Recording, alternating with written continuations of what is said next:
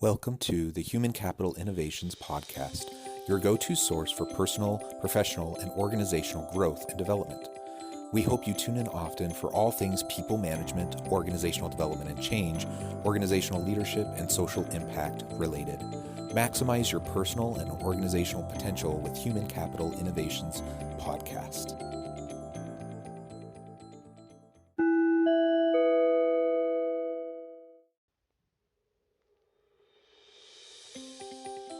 Welcome to the Human Capital Innovations Podcast.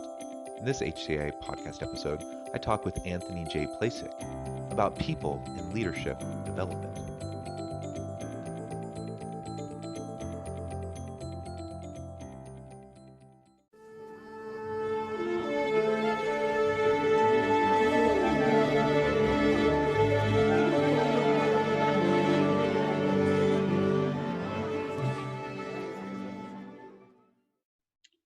Anthony J. Placek, welcome to the Human Capital Innovations Podcast. Thank you. A pleasure to be here. Yeah, I'm excited to have a chance to chat. You have great background, great experience in the areas of leadership development and people development. And I know you do a lot with culture transformation and trying to help leaders figure out ways to create empowerment types of cultures within organizations. So that's what we're going to be discussing today. Before we get started, I just wanted to read Anthony's bio for everyone. Anthony Placek is an expert in the fields of leadership development, cultural transformation, and operational consulting. He has over 15 years of experience as a strategic operations leader and proven success in growing and scaling and healthcare operations, improving quality, profitability, and strengthening brand share through creative organizational management and leadership. Anthony started his career as a physical therapist. He quickly took on increasingly complex and progressive roles in healthcare operations management. Over the last several years, he has been a strategic and critical leader, consistently driving growth, profitability, efficiency, and the highest standard of healthcare services for a collaborative approach to team building and cultural enrichment. What a great background, a really interesting focus that you have. And I'm super excited to have the chance to chat. Anything you would like to share with everyone by way of personal background or additional context before we get started?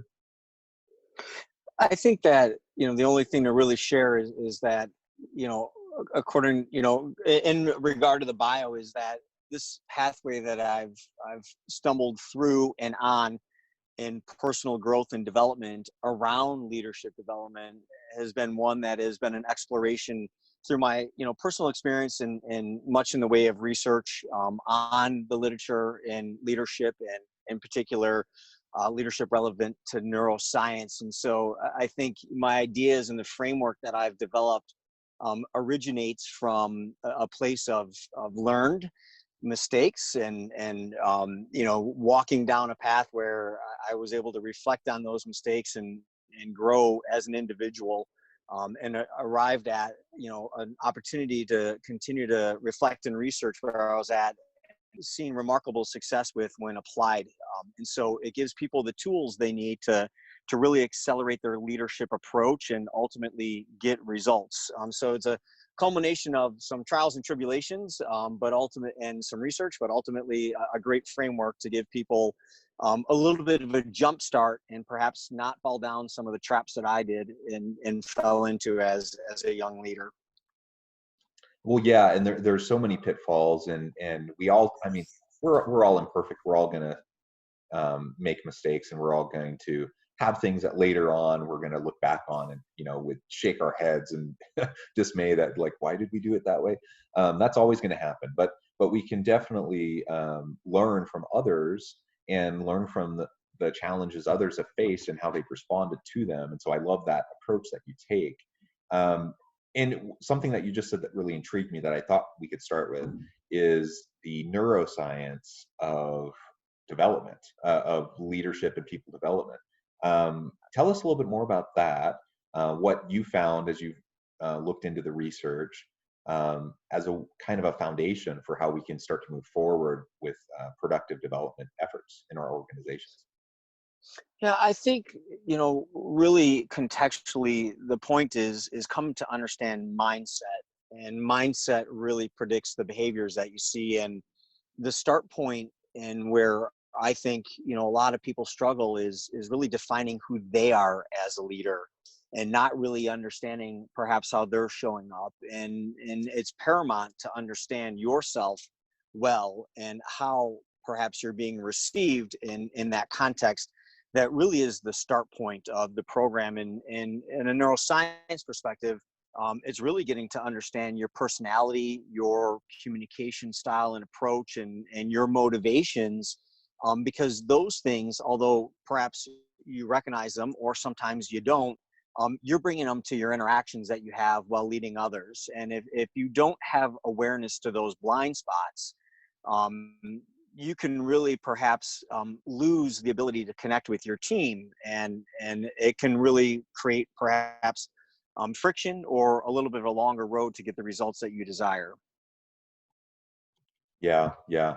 Um, I think that's a really important thing to remember, a good perspective to have as we try to move forward. And there's so much interconnectedness between our own personal development in our own leadership capacities and that of our people, in helping people on our team, prepare for perhaps future roles or future opportunities they might have.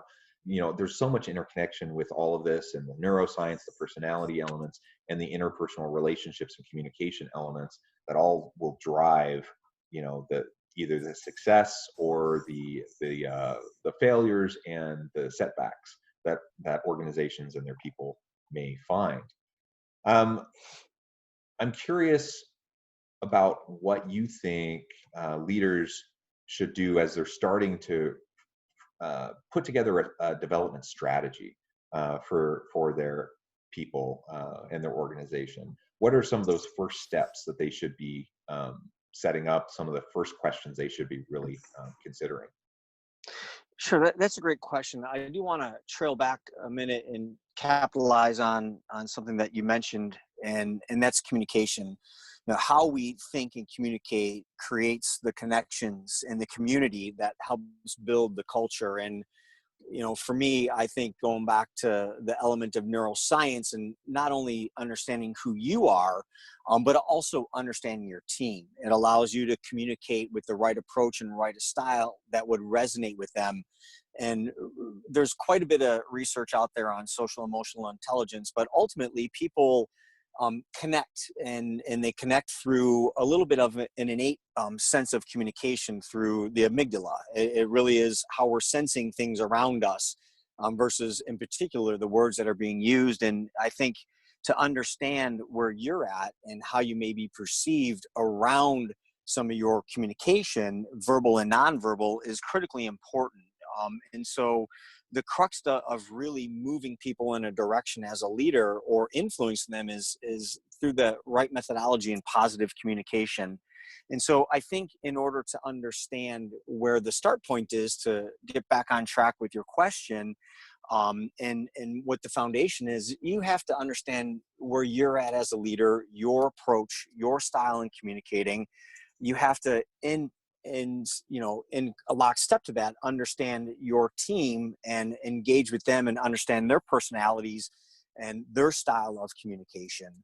I think those are the foundational pieces, so that you can have that innate engagement that we all sense as human beings, from a neuroscience perspective. But as you overlay the concept of connection, you also have to be aware of the style that you may need to take in a moment given the situation, and also perceptually where your employees are at in that same situation. And so I think having a sense of understanding of the style that you may need relative to that personality, and how to communicate with that personality that will resonate to address the particular situation that needs to be addressed in the moment. And it kind of transcends into situational leadership. And I think a lot of folks in leadership don't necessarily understand where people are at in their perspective. And a leader may take for granted that they kind of see a solution, and where if someone's in a learning phase in something new or a new task, they need a little bit more hand-holding, if you will, and education before they arrive at an opportunity to have a little bit of autonomy and problem solving. And so you as a leader need to shift and mold your style and approach, and how much you're giving the individual team member relative to their personality, but also in context to the situation. And so I think in terms of foundation, the very start point is really just coming to understand the dynamics psychologically with your team, and the best way to communicate with them. And then the next step would be to really understand the context and situation that you're engaging over relative to the moment in time. Yeah, yeah, interesting. I think going back to what you're reiterating, that communication piece is really so important. We do need to be adaptable. We need to be agile. As organizations, of course, we need to do that. The same mentality applies to leadership, because our people are not a monolith. They each have their own unique backgrounds. They have their own unique challenges. They have their own unique styles, their motivations, the salient motivations that drive them. And ultimately, they're all going to be at different places in their own professional development and their professional journey. So, with all of that in mind, only if we know our people are we then in a position where we could at least try to have an effective strategy of interacting with them and then helping to develop them. Um, so one thing I hear people push back on a lot when it comes to um, personal development, people development, and leadership development of our team is, like, why would we bother with that? It's really expensive, especially millennial and Gen Z individuals, workers these days. They're not sticking around very long. They like to move from job to job. So why would I invest a lot into my people and developing them for future roles, when they may just take the learnings and all the coaching and the mentoring and the trainings that they do, and then they're just going to take that with them to their next job?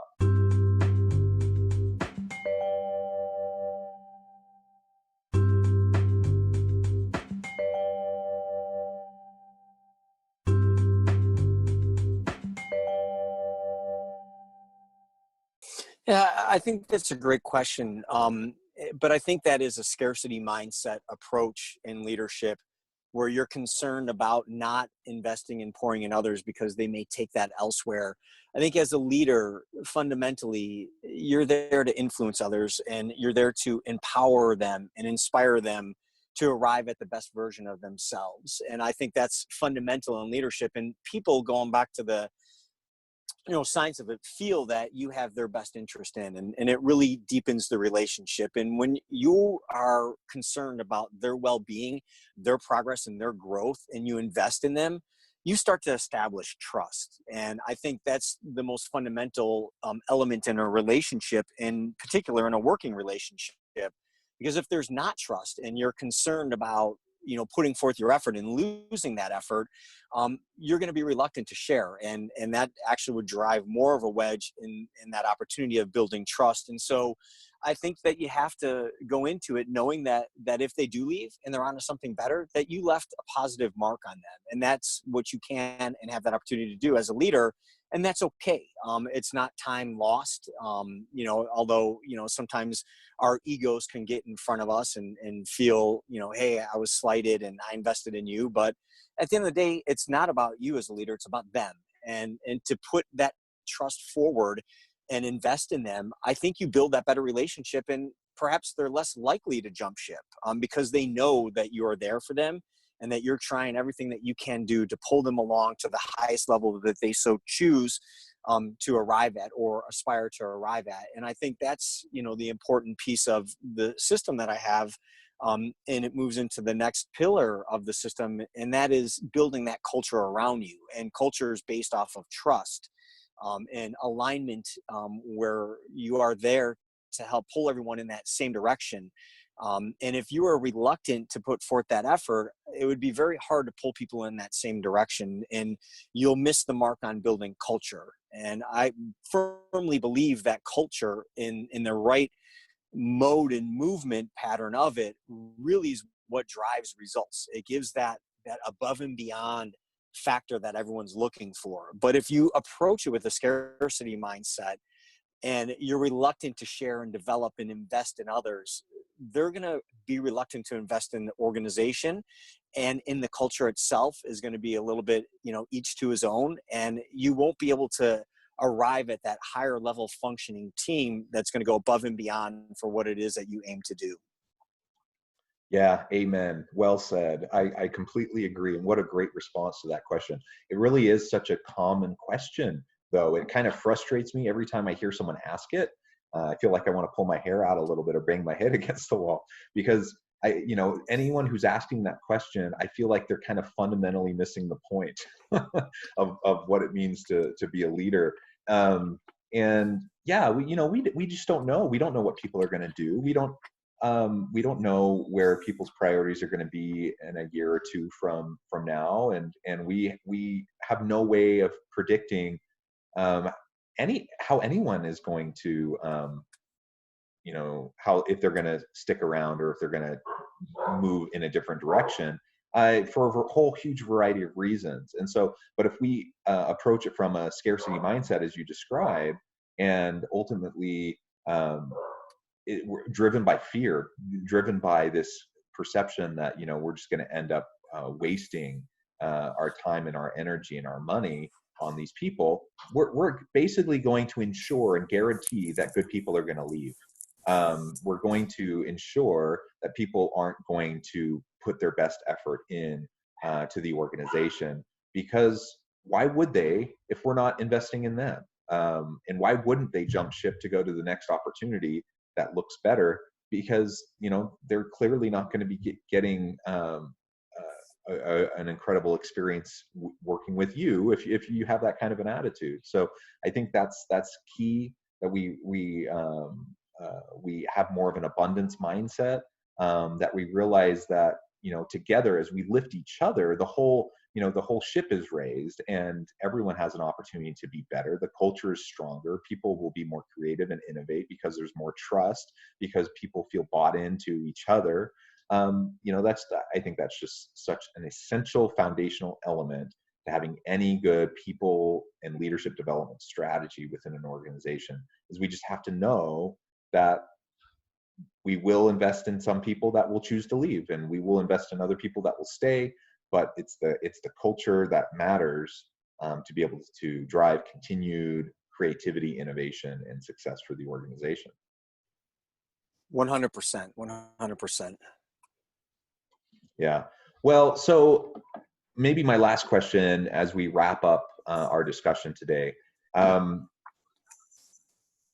We work to develop our teams. We work to develop their capacities and hope that we'll have a pipeline of future potential leaders that can grow into roles, that might be stretch roles for them down the line. But how do we develop a pipeline for senior leadership types of roles, especially in with younger employees, millennial, Gen Z workers? What have you seen in organizations that have been successful in preparing those workers to tackle some of the complex types of challenges that they would face in senior leadership opportunities?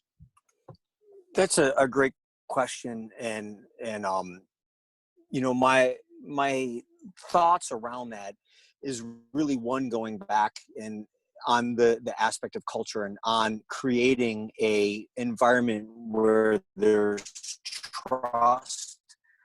Where there's trust, you allow, as you mentioned, the creativity, the innovation, the openness. And with that openness, you really allow for a sense of inclusion and people having that ability to contribute more, share their idea. And I think that as you do that, you need to learn in order to be equipped to take on some higher levels of responsibility. I also would say hand in hand with that, as you develop trust, there's an art to delegation. And as you're engaging your team and your employees and you're looking to help them ascend through the ranks, they need the context and understanding. And so you have to bite off, little chunks of responsibility and and let them grow into it. Let them lay out your expectations clearly, but also, let them try and let them try their own way. And going back to, how I opened up about failure is okay. In particular, if you reflect and learn from it. And I think, starting off on those small concepts and allowing people to grow into it comfortably and not worried about being judged or saying, hey, you're not going to get this job because you didn't get this task done, again, would be that short-sighted scarcity, but allowing to explore them to take on a task and see how they problem solve and help coach them along, so that they can arrive at a sense of autonomy in managing that responsibility, and perhaps even push them along the lines towards mastery. And I think that as they unfold and become more skillful with added responsibility, it allows them to feel more contributory to the organization, and they feel greater purpose with that contribution. And it really goes hand in hand with ultimately motivating them and teaching them that, yes, this is a process. You might not know everything up front, but you're going to learn it. And as long as you are thoughtful about it and approach it and communicative, we're going to work together to get you there so that you have the context you need to be successful in that next stage of role at the senior level. Yeah, excellent. Well said. And with that, Anthony, we are drawing close to the end of our time together today. But before we close, I want to make sure that I give you a chance to share with listeners how they can get connected, find out more about what you're doing currently. Absolutely. The concepts that I've pulled together is a framework. It's called the LEAD system, and it is learn, engage, activate culture, and deliver results. We didn't get a great chance to dive into the art of execution, but once you build your culture, there's a discipline and an art to execution. It becomes an iterative and reflective process as well. And that's really how results are generated. And that walks lockstep with the last answer that we had relative to delegation and giving people more opportunity to contribute to the organization. And so the LEAD system is the framework that I look at. It's a malleable framework in which it's a lens of analytics, but also a system and approach that you can implant in terms of cultural development and learning and development for your team. That said, the best way to reach me regarding the framework, as well as the opportunity to consult and hear a little bit more of my operational ideas and expertise, would be through LinkedIn, or email at ajplacek, the numbers 12 at iCloud.com. Wonderful. Thank you so much, Anthony. I really encourage listeners to reach out to Anthony, get connected, see more about what he can do to help you. And Anthony, our time was short today, but this was a great conversation. Perhaps we can continue it another time and go a little bit deeper into some of these topics, because it's so important. And I think all organizations are grappling with, how to develop their people, how to attract and retain the best people in this knowledge economy, how to make sure that we are prepared to upskill and reskill our workforce. All of these types of interrelated types of issues are really important in the modern economy. Thanks again for joining us, and I hope everyone can continue to stay healthy and safe, that you can find meaning and purpose at work each and every day. And I hope everyone has a great week. Thank you. Thanks for having me.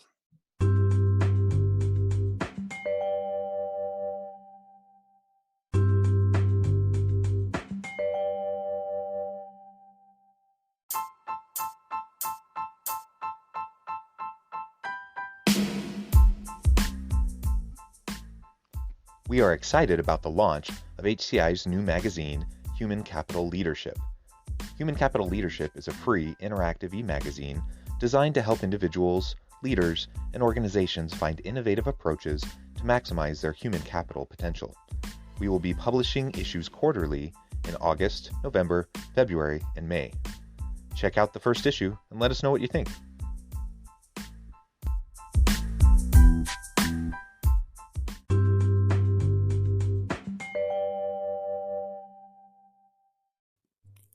Thanks again for joining us for this episode of the Human Capital Innovations Podcast.